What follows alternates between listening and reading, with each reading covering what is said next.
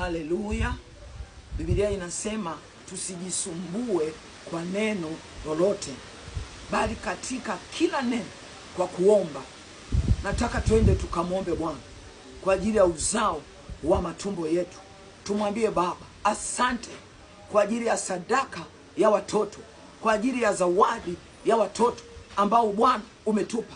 Watoto wetu watafundishwa na wewe, walioko boarding wanafundishwa na wewe, walioko vyuo watafundishwa na wewe, tulioko majumbani watafundishwa na wewe. Baba, linda watoto wetu Bwana, linda watokapo, linda waingiapo.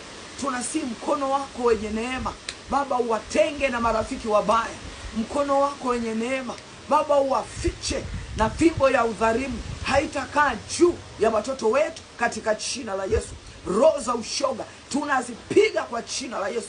Roho za usagaji tunazipiga kwa jina la Yesu. Roho zozote za madawa ya kulevya hazina nafasi katika jina la Yesu. Baba, tunaziba huo mwanya, tunaziba huo mwanya. Kama kuna mahali Baba niliacha nafasi, Jehova, ninaomba toba na rehema. Ninasimama mahali pa uharibifu na kuziba mianya yote na kuziba njia zote ambazo shetani atapitia kudestroy maisha ya watoto wetu. Tusamee Bwana kwa watoto wetu walioharibika. Baba, tunawaleta mbele zako Baba, tunawasogeza kwako.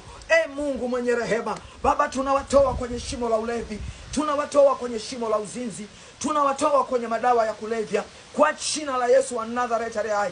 Baba, tunawatuma maombi watoto wetu mahali kokote waliko Bwana, walio mahali pa madangulo sai. Baba, neema yako ikawavute, neema yako ikakutane nao kwa jina la Yesu na kwa damu ya Yesu. Baba, tunapiga kila mashambulizi ya kulimu, kila roho fatirisi, kila roho patirisi hazina nafasi kwa damu ya Yesu. Unaweza kuendelea kuomba, endelea kuomba, endelea kuomba.